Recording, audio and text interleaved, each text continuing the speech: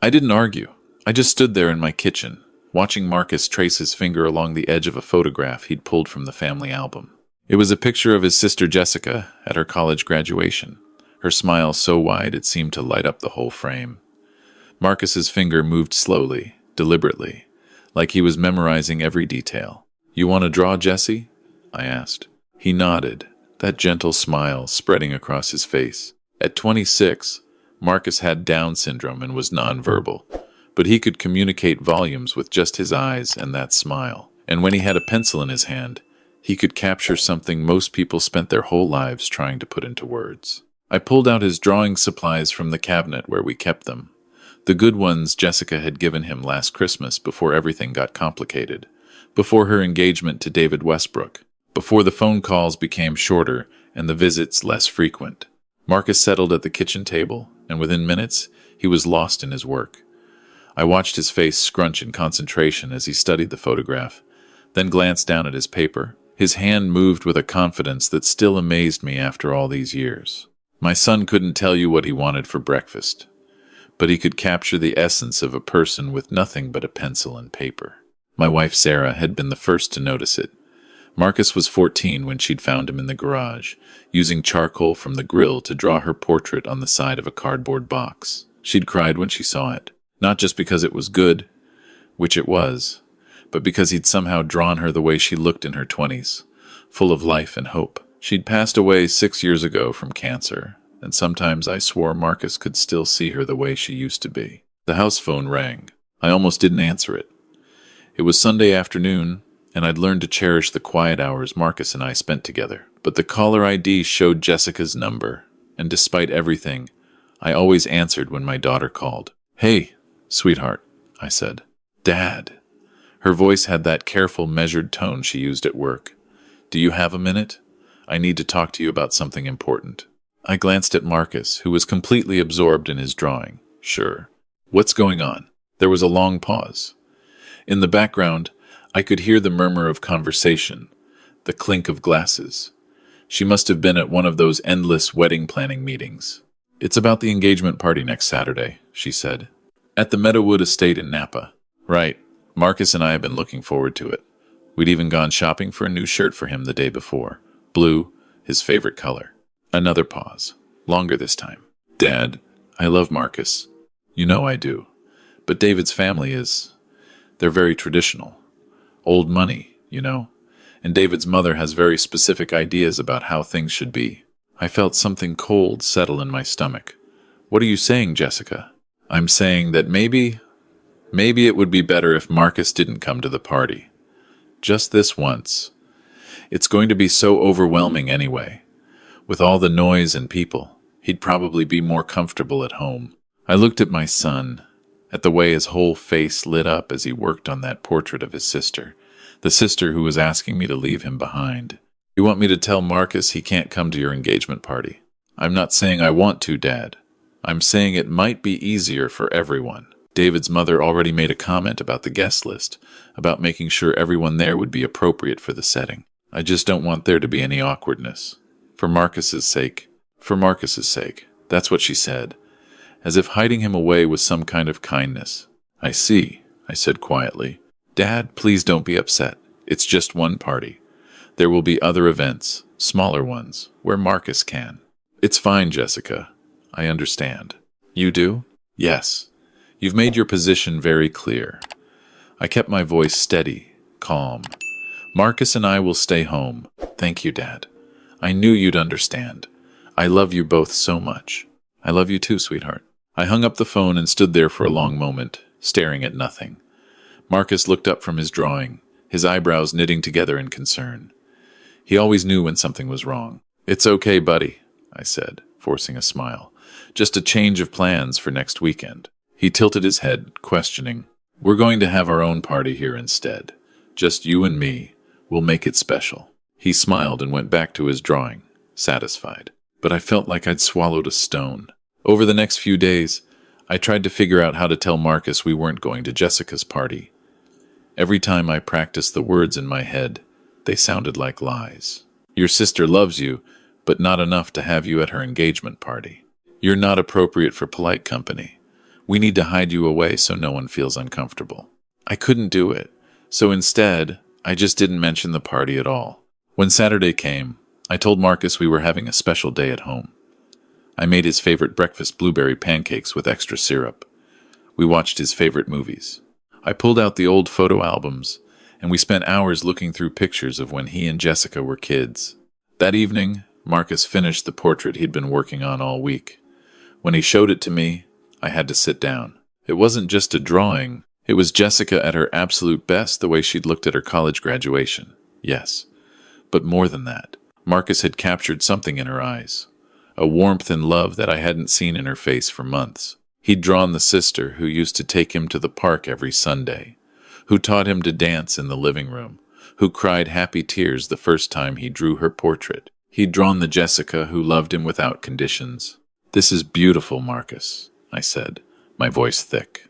"She's going to love it." He smiled and carefully set the portrait aside, then pulled out another piece of paper and started drawing something else. I left him to it and went to make dinner. Later that night, after Marcus had gone to bed, I sat in my study with that portrait in my hands. Jessica didn't deserve this. She didn't deserve a brother who would spend a week creating something beautiful for her while she was busy making excuses to keep him away. But maybe she needed to see it anyway. Maybe she needed to be reminded of who Marcus really was. I pulled out my phone and took a careful photograph of the portrait. The detail work was incredible, every line Marcus had drawn with such care and precision. I opened Facebook, something I rarely used except to see pictures of friends' grandchildren, and posted the photo. The caption was simple. My son Marcus spent all week working on this portrait of his sister for her engagement party.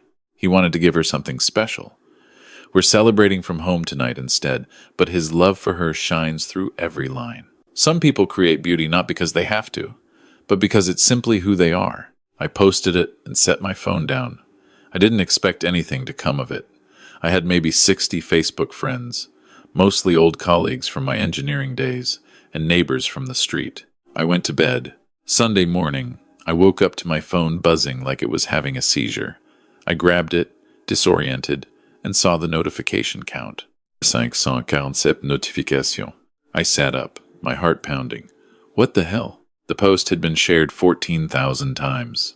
14,000. There were thousands of comments, messages pouring in from complete strangers. Local news stations had shared it. Art blogs had picked it up. Someone had started a hashtag, #Marcus the Artist. My hands shook as I scrolled through the comments. This is absolutely beautiful. Why isn't he at the party? My daughter has Down syndrome and creates the most amazing pottery. These individuals deserve to be celebrated, not hidden. I shared this with my sister, who's getting married next month. She cried and called her autistic brother immediately to make sure he knew he was invited. The sister should be ashamed. That last one made my stomach turn. I hadn't wanted to shame Jessica. I don't know what I'd wanted. The phone started ringing.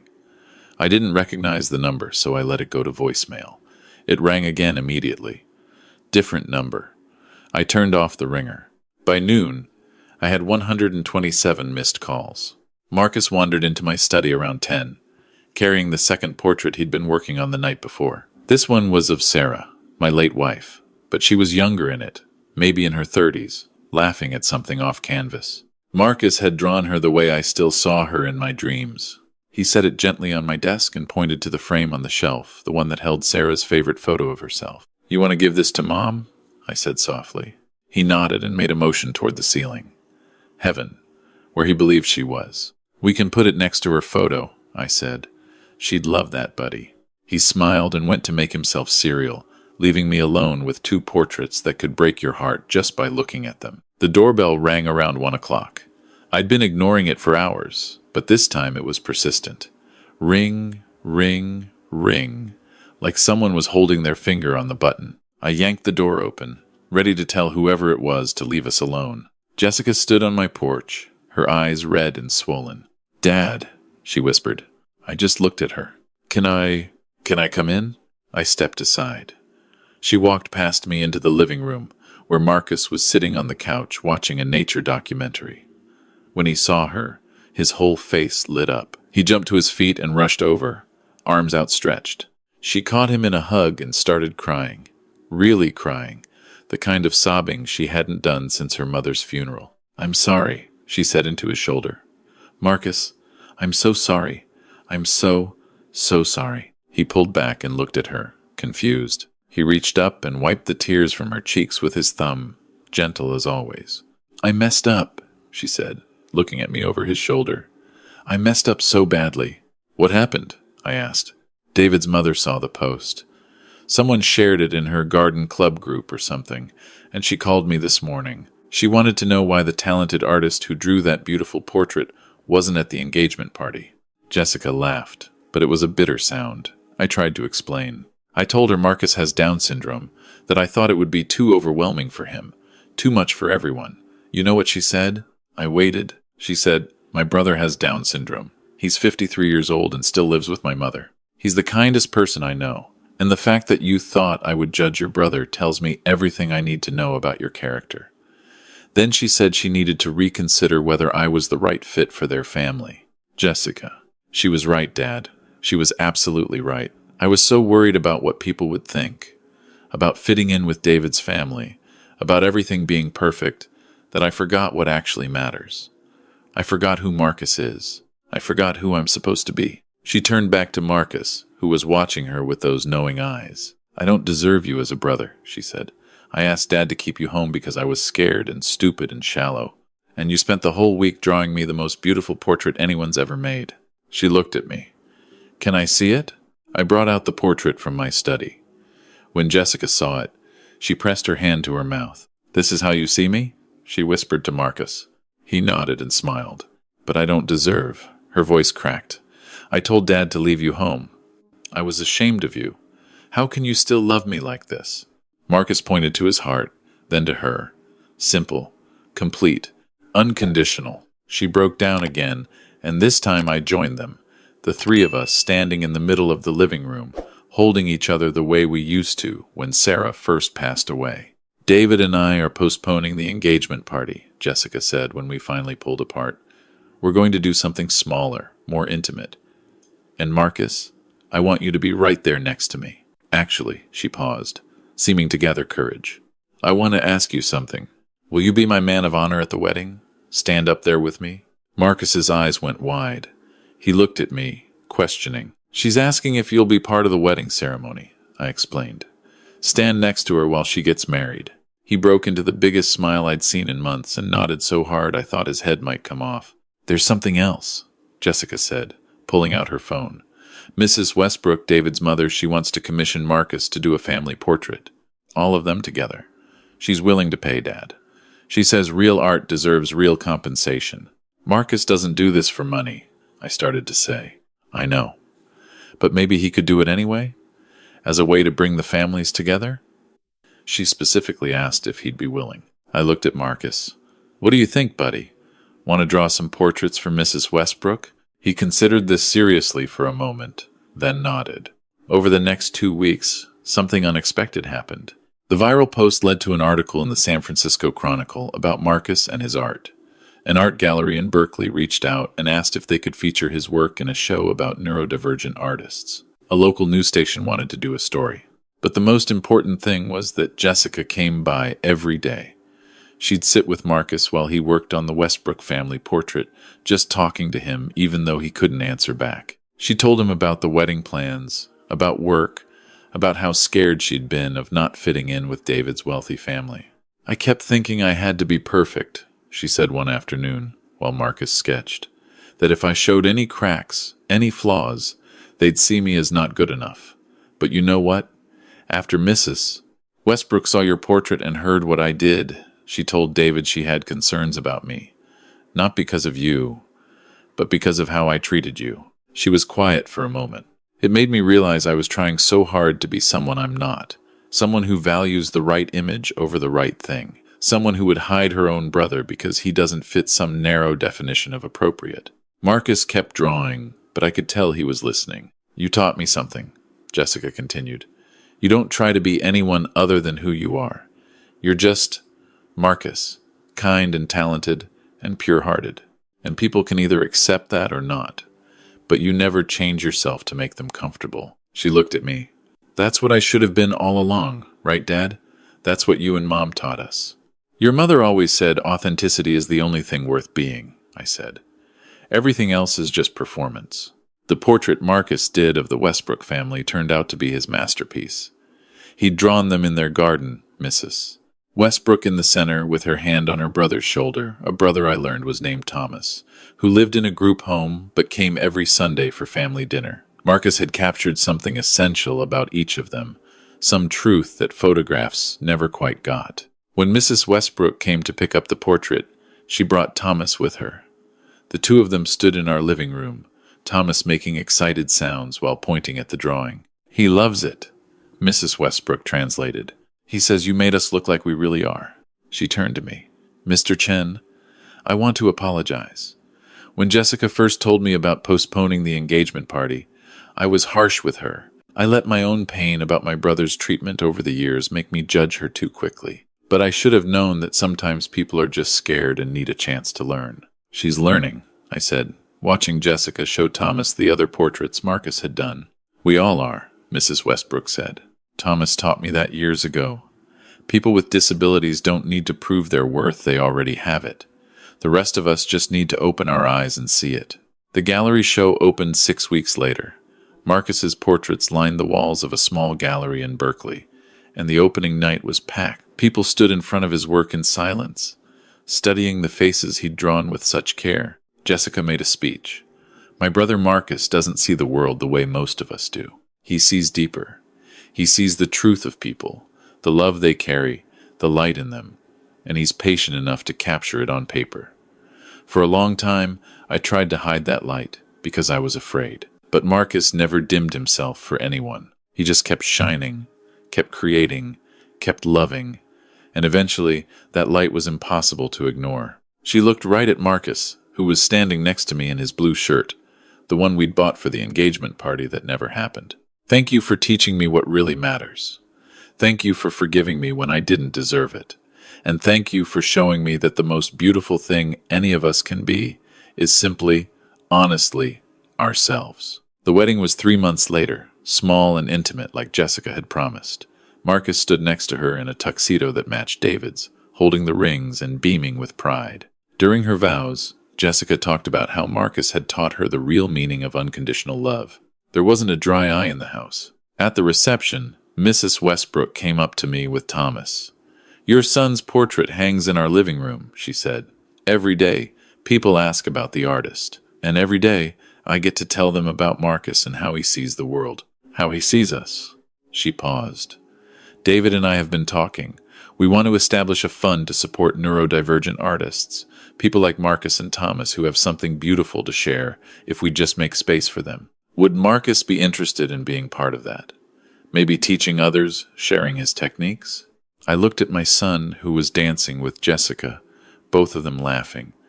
"I think he'd love that.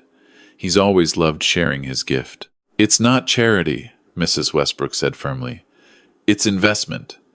In art, in community, in seeing people for who they really are." That night, after we got home and Marcus had gone to bed, I sat in my study looking at the portrait he'd done of Sarah. Somehow, in the months since I'd posted that first picture on Facebook, everything had changed. Not because going viral had made Marcus famous or successful, though the gallery had sold several of his pieces and there were more commissions coming in than he could handle. No. Things had changed because Jessica had learned what her mother and I had always known, that Marcus's worth had nothing to do with his disability or his ability. He was valuable simply because he existed, because he was our son and brother, because he brought light and love and beauty into the world. The portrait was just proof of something that was always true. We were the ones who'd needed to learn how to see it. My phone buzzed with a text from Jessica. It was a photo of her and David in the car, still in their wedding clothes, Marcus's portrait of them propped carefully in the back seat. "Taking this on our honeymoon," the text read. "Want to wake up every morning and remember what matters. Love you and Marcus so much, Dad." I texted back, "He loves you too. Always has, always will." And that was the truth Marcus had been trying to tell us all along. Love doesn't require perfection. It doesn't require appropriate settings or right circumstances or perfect guest lists. It just requires showing up, being present, making space for each other. Everything else is just details. 3 years later, I'm watching Marcus work in his studio, the sunroom we converted specifically for his art. He's teaching a class now, twice a week, to other adults with developmental disabilities who want to learn to draw. Jessica comes by every Sunday with her daughter Emma, who's 2 years old and already obsessed with her uncle Marcus. The fund Mrs. Westbrook started has grown beyond anything we imagined. There are scholarships now, exhibitions, opportunities for artists who might otherwise never be seen. But the thing I'm most proud of isn't the success or the recognition. It's watching Jessica sit on the floor with Marcus and Emma, all three of them drawing together. No one worried about being perfect or appropriate or anything other than exactly who they are. That's what Marcus taught us. That's his real masterpiece. Not the portraits on gallery walls or the commissions from wealthy families or the viral Facebook posts that started it all. It's the way he loved us into becoming better people. The way he showed us that the most beautiful thing we can offer the world is our authentic selves. Disabilities and quirks and imperfections included. Sarah would be proud. Of Marcus, of course, but also of Jessica. Of the woman she became when she finally stopped performing and started living. I think about that phone call sometimes. The one where Jessica asked me to leave Marcus home. Part of me will always hurt when I remember it. But I'm grateful too, in a strange way. Because it forced all of us to confront something we'd been avoiding, what we really believed about worth and value and belonging, and we came out the other side more whole than we'd ever been. Marcus is working on a new portrait now. It's of all of us together, me, Jessica, David, Emma, and Marcus himself. A family portrait, complete and unashamed. When people ask me about that viral post, about those 127 missed calls and everything that came after, I tell them the truth. I didn't set out to change the world or prove a point or teach anyone a lesson. I just wanted people to see what I saw, what I'd always seen. That my son creates beauty not in spite of who he is, but because of it. That his Down syndrome doesn't diminish his art, it's part of the unique lens through which he sees the world. That he's not inspirational for overcoming his disability, but simply for being fully, completely, unapologetically himself. And maybe, just maybe, that's something all of us could learn to be.